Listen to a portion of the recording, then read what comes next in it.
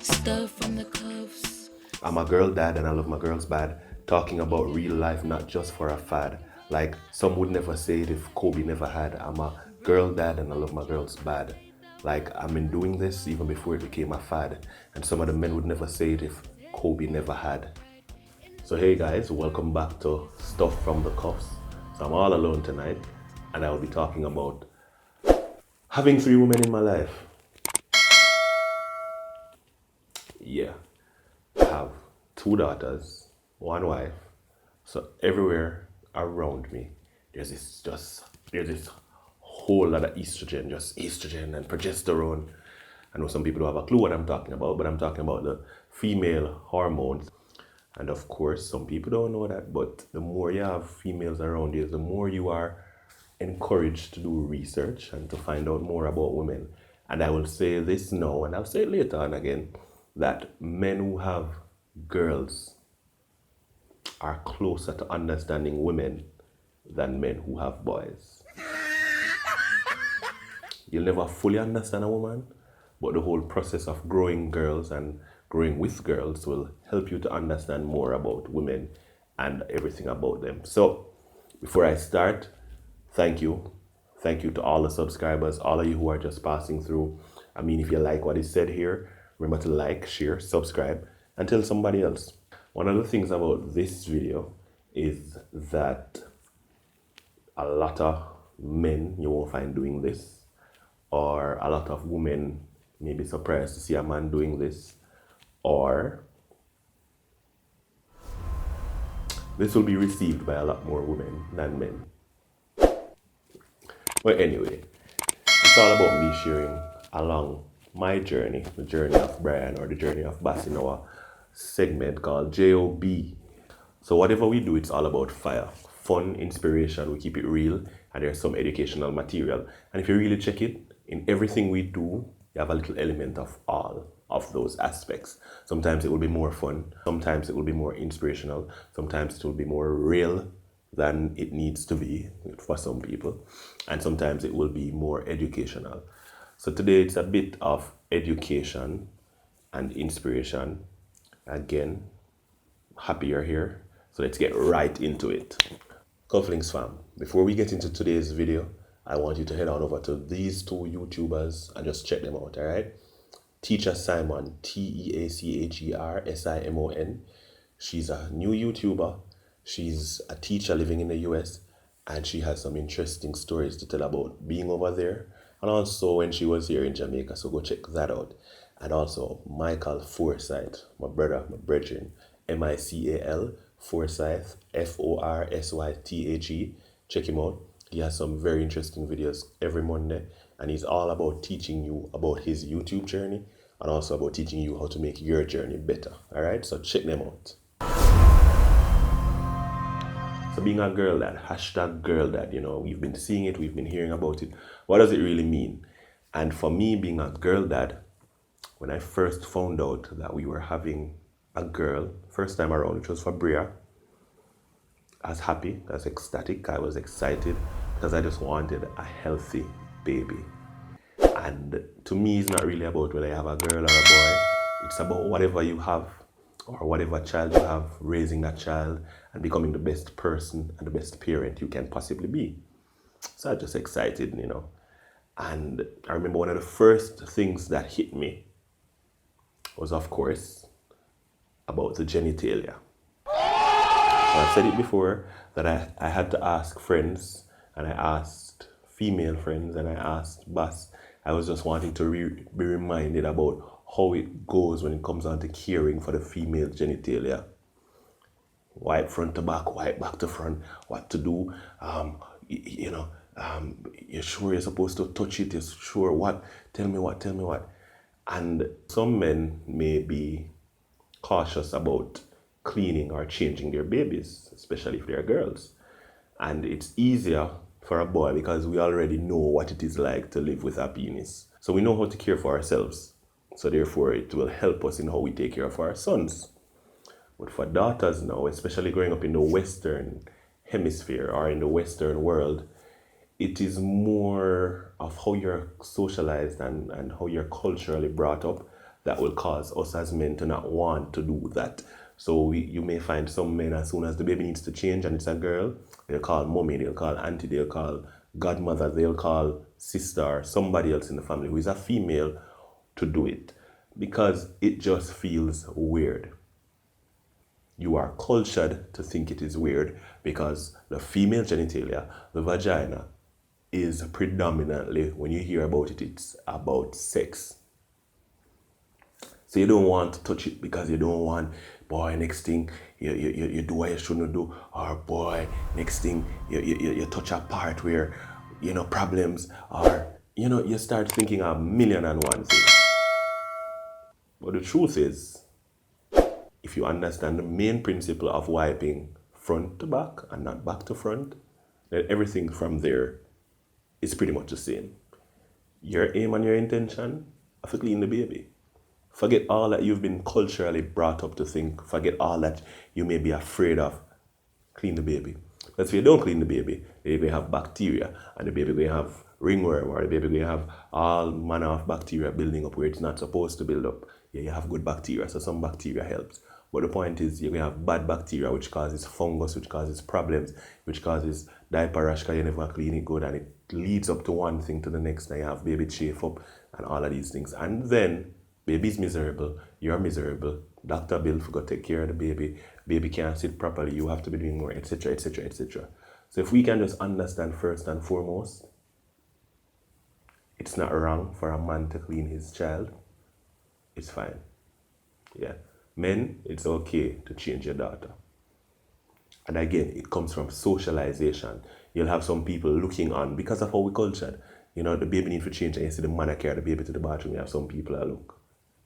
Baby need to change and the man take out diaper and things, some people that look. Because, yes, sadly there are men who breach the trust and do all manner of incestuous things or all manner of... So it's understandable, but not every man is like that. Fathers are fathers, just like our mothers are mothers.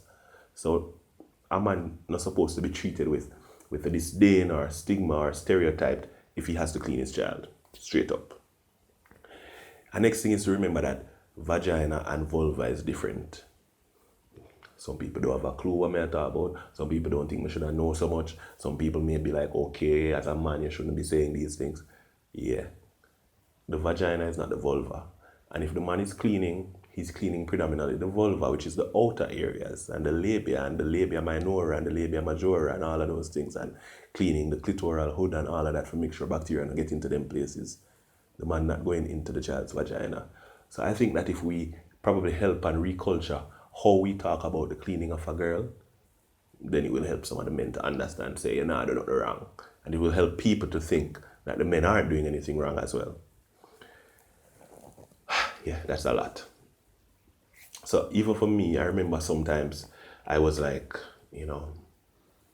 a bit cautious. I was more willing to think about, all right, changing time, go to mommy. But then I remembered, what happens if mommy is not here? Or I don't want my daughter to grow up thinking that, something is wrong. Why daddy can't clean her, or, grow up with some notions that causes her to think differently about her body later on in life. So I am very conscious about that, and I try to do everything just as if mommy would.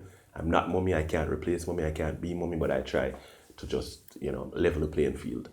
And even as she got older, my first daughter, that is, she got older, when she had to go potty now, it really dawned on me again how I was socialized, how socialization forces us to think.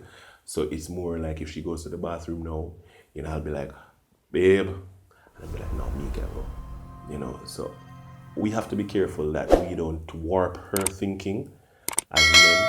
So we have to also understand how to deal with that, yeah? So can't be a go to mommy, let mommy do.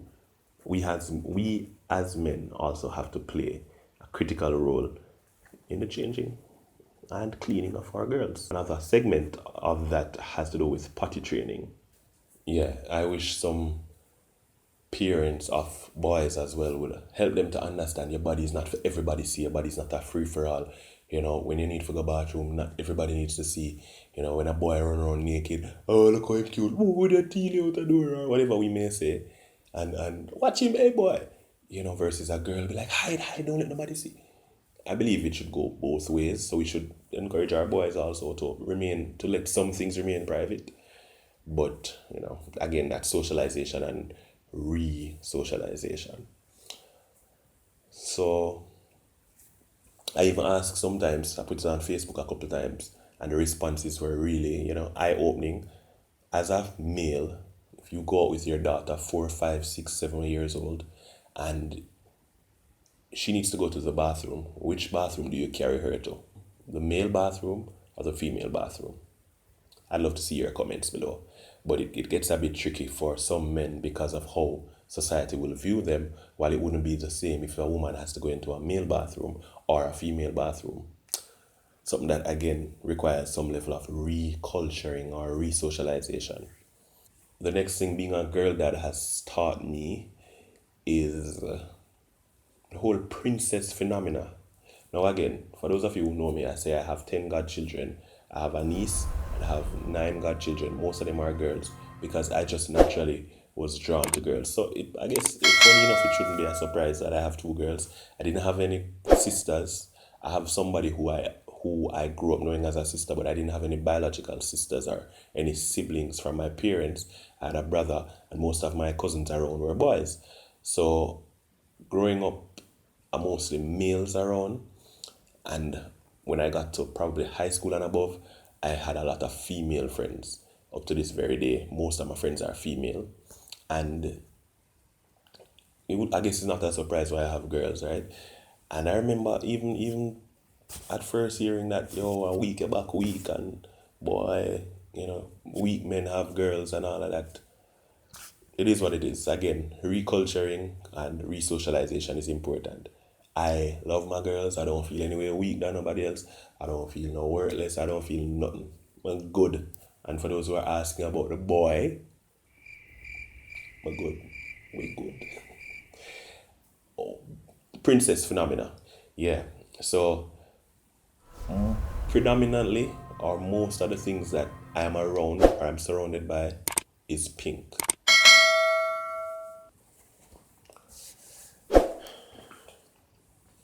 Pink.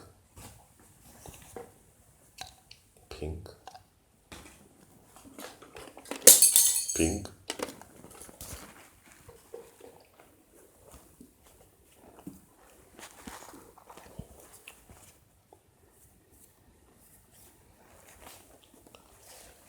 Princess. Princess. Princess. Baby. But it's pink. And a lot of dolls. The whole glitter and glamour and the whole glam up and the whole fashion. A lot of that. For me, one of the things that was important is finding a balance. The world is not a fairy tale, so I want my daughters to know that there is a realistic side of things. But I also need to feed their imagination as they talk about princesses and they live as princesses, because I grow them as raising queens. Our hashtag, one of our hashtags is raising queens. And I believe that queens are empowered, queens are strong. Queens are not just, oh, you're so pretty, oh, you look so nice. One of the things we do, yes, we affirm them. You're beautiful, but even more than that, we say you're strong. You're smart, you're intelligent, you're beautiful, you're strong, you're powerful, you're empowered, you're independent, So the princess phenomena is now, I guess, altered a bit in my eyes as a dad, because I don't want it to just be, oh, she's a princess and she loves ballerina and she loves swimming and she loves all the girly things and nothing is wrong with that. But I want her to also know that she can grow or branch off into anything else. She can grow as a CEO. When we have meetings, family meetings, when we have YouTube meetings, and we have stuff from the cuff meetings, when we have our family get-togethers, our stuff, when we're discussing stuff, business related, I ask them to be there. Yeah, Bella may sit down with her tablet, but she's there. Bria may be having a doll. When it comes down to certain things, I say, Brie, please pray. Brie, can you give us your feedback on this? What you think about this video? You know, I allow them to understand that being a princess is not just a fairy tale. It's also about being strong, being powerful, being equipped to handle yourself in a real world. So that is one of the things that it has really opened my eyes to. The world presents a fairy tale to them. You know, everything is about butterflies, glamour, glitz, sparkles, sprinkles, and it presents, you know, I guess a fragile egg scenario. But I want them to know that, yeah, daddy and mommy are gonna protect you. You're gonna have a lot of that, but you're also gonna have a real side. So I try to be that balance. I try to, you know, certain things, how I would respond to them, how I would respond to it.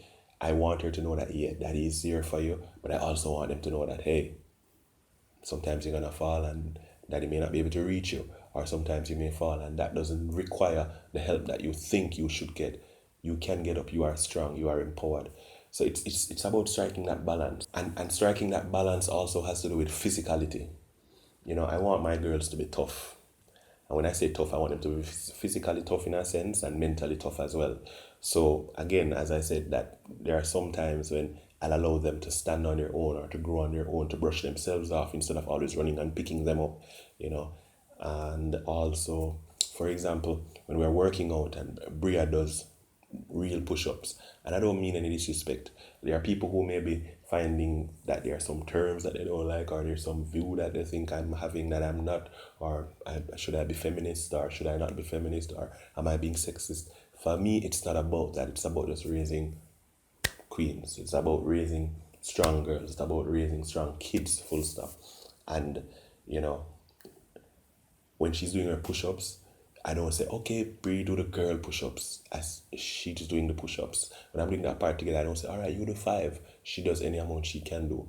I want her to know that there will be, this world will put boxes around her, but she can break out of them and be strong. And she can break out of them and chart her own path and all of that. Yeah, I'm rushing because I don't want you guys to be here forever. All right, I'm looking at my notes, all right?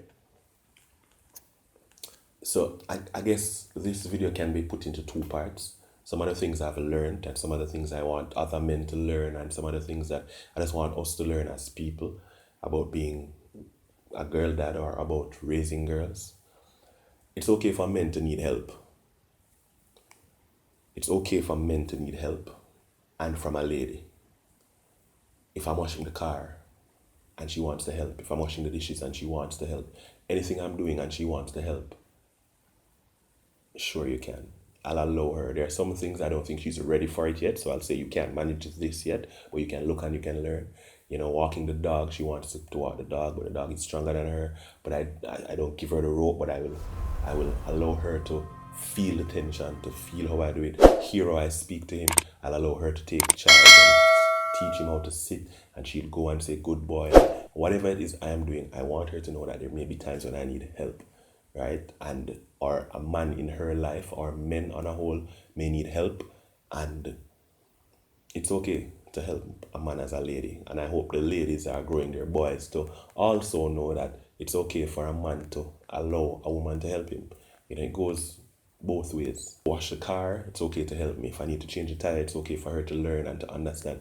Whatever it is I can do, it's okay to play football. Yeah, me and them outside and play football. You know, want to see Bella kick a ball. You know, want to see Bree kick a ball. Bree strong. And I teach her that whatever it is she can be, she can do it. So it's important for me, again, to find that balance. So an next part of all of that is teaching her not to be afraid of lizards or roaches or whatever it is. It's okay if she's timid, but I also want her to know that anything I can do, I can step on them, I can lick them off the wall, I can throw them outside, she can do it too. Indulging in her imagination. So yeah, you've seen videos of men who've had on the clips and the makeup, and I don't reach there so yet, and I hope I don't reach there. But indulging in her imagination. I'm sitting down and she wants tea. She wants to have a tea party. She wants me to play with the dolls. She wants to have doctors set up and sick patients, sick that. I have to be a part of that. I can't be like, no, go sit down, girls this and girls that, and boys don't do this and boys don't play with dolls. And playing with a doll is not playing with a doll. It is playing with many people so that she understands about the process of caring for people. She may end up being a doctor. She may end up being a nurse. She may end up just being somebody who is very caring because of what she learned as a child. So I indulge in her imagination. I tell her some things that daddy won't do, and I don't think boys should do, or I don't think men should do. But I still want her to understand that, you know, a man can relax and chill with his daughter and have fun and indulge in her imagination. I don't want to cramp all of her style and then she grow up closed and not open minded and not expanding in ways that she could have. It's okay for her to have emotions. Yeah, it's okay to be upset. Tell me why you're upset. Express through words how you're feeling. It's okay to be sad. It's okay to cry and all of that. I have to be finding that balance. But I also want her to know it's okay if she doesn't cry for that. It's okay that, you know, the ball hit her and she can just be like, oh, it's okay, daddy, I'm not hurt. You know, even though she's hurting, she's brushing it off because that wasn't as big a deal as it needs, as it sometimes is shown to be. I think men should remember and parents should remember, especially girl dads. So this is specifically for the girl dads, but there's so much I believe is in it that anybody can get something from. She watches how we treat females and she will expect to be treated the same, and she will have a certain level of expectations based on what she sees. And it's okay to let her know that not all men will be the same as I am or as I believe men should be, but she should not be treated worse or less than she deserves, but it may come in different ways. What do I mean? If a man loves her in the future, I know we can't believe me about this, but a years to come from now, right? So we must put it out there. It's okay for him to be different or to express himself differently than daddy would have, or for daddy and mommy to express their love differently. And not even just about relationships, I mean, in that sense, but friendships. It's okay for a boy to treat her different or to respond to her differently, as long as it is not treating her worse, degrading her, or it is making her feel less than she is. So that is important for me as well. So I also have to go to our events, whether it be dance recitals or swim classes or Zoom dance lessons, whatever it is. Sometimes I have to be there if mommy can't be there, or sometimes I just need to show that I have an interest in it. I don't want to be that years down the road she feel like she can't talk to daddy about this because that is not for daddy and something may happen and mommy may not be around and she suffers in silence. I want her to know that she can come to me about anything just like mommy. Like, guys, remember, I sit down and Bria come to me and say, daddy, when I get older, I'm going to wear pads and I'm going to bleed and I'm going to have a menstrual cycle. You know that hurt me. I don't think I answer up to now, but I'm learning because I remember some years ago I actually studied that cycle because of something that had happened, and it allowed me to understand women better, and I understand more about endometriosis, and I understand more about those who have 2 to 3 days and versus those who have 5 to 7 days and versus those who have double cycles and all of that. I'm going to be able to have that conversation with my daughter. I'm not going to let her feel like, oh, she's the scorn of the earth during that time, or, you know, she's unclean during that time, or something is wrong with her. I'm going to be able to tell her. I think Bas tells me that when she was younger, she had to have the conversation, something like that, with her dad because her mom was overseas at the time she got her first period. I have to know all the things there. I have to be able to have that conversation with her so that she can feel comfortable having that conversation with me if there's a need, and even if there's no need, just for me to know, just for her to know that she can rely on daddy. I have to go in the aisle, go buy pads or tampons or whatever. What's wrong with that? Yo, when I wash clothes, I have to wash my daughter them panty, I have to wash panty and hang out panty on the line. What's wrong with that? You know, some of the stereotypes that we've had, some of what we've been cultured into thinking, it really warps our mind sometimes. But I want to ever feel like, oh my gosh, that you know, I can't talk to daddy about this, I can't. Proximity doesn't equal presence. I saw that somewhere and it stuck with me. Not because I'm around them, meaning that I'm present in the situation. Girls may require your presence more, not just being there, but actually listening. I've learned to listen a whole lot more. Even though I think I'm a good listener, I've learned to listen a whole lot more. when they come and when Bella come and she, Dada, boy, stop. I need to show her that I'm listening. When Bria comes and Bria, Dad, I think so and so and so and so and so and so. Even if I have no clue what she's talking about, I have to listen because it's important to her. And we sometimes have to put on the phone, man them, we have to put on the phone, parents, we have to put on the computer, come out of whatever it is our heads are stuck in, and spend some time with our kids. You don't want to be years down the road when your kids have an issue, they can't come to mommy, they can't come to daddy, so then find somebody on the internet who is bad for them. I have to admit when I'm wrong. I think I do that pretty well already. But there are times when I'll discipline Bria for something and then she says, not me, that is not me. And I don't see how it is not her. Then her mommy comes and says, oh, I did this, or it was Bella who did this. I have to go back and say, Brie, I'm sorry. Brie, I should have listened to you. It helps me to understand that I need to do that to show her, one, it's okay for a man to say, I'm sorry. Two, it's okay for her to admit she's wrong when she's wrong. And it's just a part of life. People make mistakes, people mess up, but we can rectify it and move on. So that is really some of the things I've learned as I've continued being a girl dad since 2016. You know, it has changed me. It has made me less selfish. I think I'm pretty selfless already. It has made me listen more, as I said. You know, it's made me know that it's okay to fail and to try again. When Bria comes to me and say, it's okay, Daddy. You wouldn't know how that made me feel. You know, I trying to do something and it don't work out and she just come and say, just try again. Don't give up, Daddy. Those are moments I cherish. Me plan bigger, plan differently, get more business minded, more business oriented because I want them to have the world. I know they're going to have to do their own part, but I want to do all I can for them. And finally, it has made me try to see the world through their eyes, especially in a COVID time. You know, what are they going through? How is it impacting them? And again, that is why I say, I believe men who have daughters are closer to understanding women than men who have boys. So guys, that's a whole lot, it's a whole mouthful. I can share more at the next time, but thank you for liking, watching, subscribing, and just being a part of the Cufflinks family. Journey to 5K, love you, enough respect. Thank you for being there for us, and I just really want you guys to know you're special to us. Your comments, your feedback, everything. Bless up, Team B Sizzle. Yeah. Hashtag stuff from the cuffs. Check us out on IG. If you want to email us, stuffromthecuffs@gmail.com.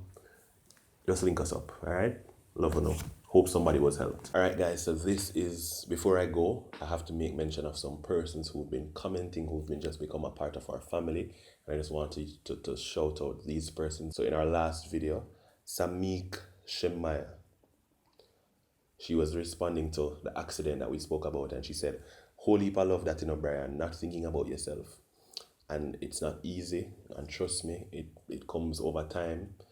You know, I love my wife, I love my wife, I love my family, and it really just came natural, like second. I wasn't even thinking about it, just to brace her and see how best I can help to protect her. Big up yourself, Samik. Thank you for supporting, thank you for always being there, and you call yourself tenant. Yeah, you're always there, you live here, you reside here." And also Daniel Austin. Daniel says, "I love every time you guys refer to pregnancy. It's always a we were pregnant and never an I was pregnant. Big up to Brian for being so protective of his wife in an experience like that." Thank you for that. You know, we try to be different and to be inclusive, and how we speak about each other, the two becoming one. We try to make that as realistic as possible, and we try to make it a reality every time we speak, because really and truly anything that happens to one really happens to the next. Yes, we are individuals. Yes, we believe in having our individuality, but we also believe that we have to cherish our whole and work on it together. So big up yourself. Stuff from the cuffs, stuff from the cuffs.